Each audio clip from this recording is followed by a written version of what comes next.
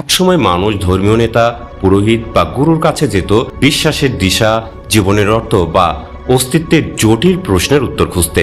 কিন্তু আজ অনেকে সেই একই প্রশ্ন নিয়ে কৃত্রিম বুদ্ধিমত্তা বা এআই এর কাছে যাচ্ছেন। বিশ্বজুড়ে দ্রুত ছড়িয়ে পড়া এই প্রবণতা বাংলাদেশেও দেখা যাচ্ছে।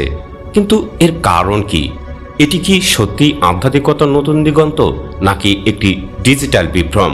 আসুন এই বিষয়টি গভীরভাবে আলোচনা করি। আজকের দিনে মানুষ এর কাছে এমন সব প্রশ্ন করছে যা একসময় ধর্মীয় গ্রন্থ বা আধ্যাত্মিক গুরুর কাছে জিজ্ঞাসা করা হতো। উদাহরণস্বরূপ, ঈশ্বর কি? জীবনের উদ্দেশ্য কি? আমি কষ্টে আছি, কি করব?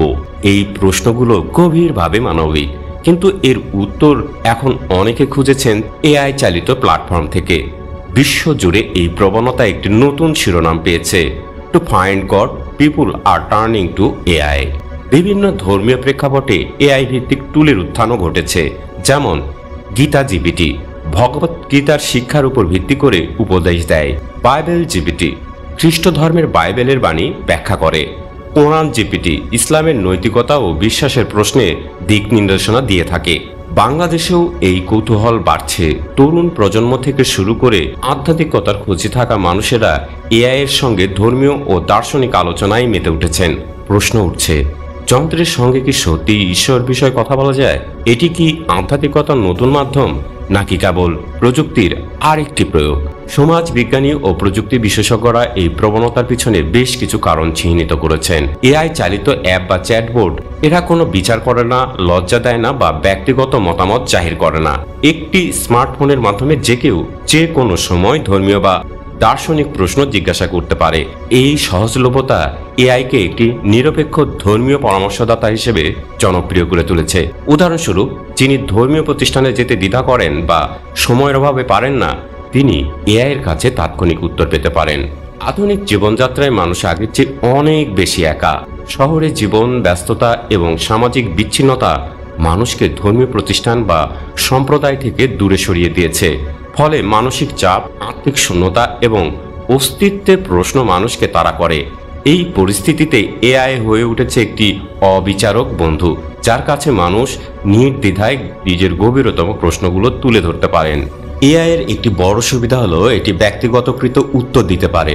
উন্নত অ্যালগরিদমের মাধ্যমে এআই ব্যবহারকারীর প্রশ্নের প্রেক্ষাপট বুঝে সেই অনুযায়ী উত্তর তৈরি করে। এটি ধর্মীয় গ্রন্থের সরাসরি উদ্ধৃতি দিতে পারে, ব্যাখ্যা করতে পারে, এমনকি ব্যবহারকারীর মানসিক অবস্থার সঙ্গে মিলিয়ে উপদেশও দিতে পারে। এই ব্যক্তিগতকৃত অভিজ্ঞতা মানুষকে এআই এর প্রতি আরও আকৃষ্ট করেছে।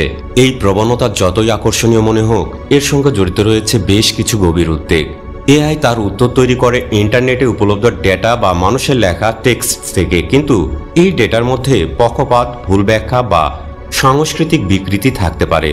ধর্মীয় বিষয়ে এই ধরনের ভুল ব্যাখ্যা বিশ্বাসের ক্ষেত্রে বিভ্রান্তি তৈরি করতে পারে। উদাহরণস্বরূপ, কোনো এআই যদি কোনো ধর্মীয় গ্রন্থের ভুল বা অসম্পূর্ণ ব্যাখ্যা দেয়, তবে তা ব্যবহারকারীর বিশ্বাসকে ভুল পথে নিয়ে যেতে পারে। সবচেয়ে বড় উদ্বেগ হলো, মানুষ যদি এআই এর প্রতি অন্ধবিশ্বাস তৈরি করে এবং তাকে ঈশ্বরের বিকল্প হিসেবে দেখতে শুরু করে, এটি এক ধরনের ডিজিটাল উপাসনায় রূপ নিতে পারে, যেখানে যন্ত্রকে ঐশ্বরিক শক্তির প্রতীক হিসেবে গণ্য করা হবে। এই প্রবণতা মানুষের আধ্যাত্মিক সংযোগকে আরও যান্ত্রিক করে তুলতে পারে। এআই যতই উন্নত হোক, এটি একটি যন্ত্র। এটি ধর্মীয় গ্রন্থের ব্যাখ্যা দিতে পারে, উপদেশ দিতে পারে, কিন্তু এর মধ্যে আত্মিক গভীরতা বা ঐশ্বরিক সংযোগের অভিজ্ঞতা নেই। মানুষের আত্মার সঙ্গে সংযোগ স্থাপন বা বিশ্বাস তৈরির ক্ষমতা এআই এর নেই। বাংলাদেশের তরুণ প্রজন্মের মধ্যে প্রযুক্তির ব্যবহার দ্রুত বাড়ছে।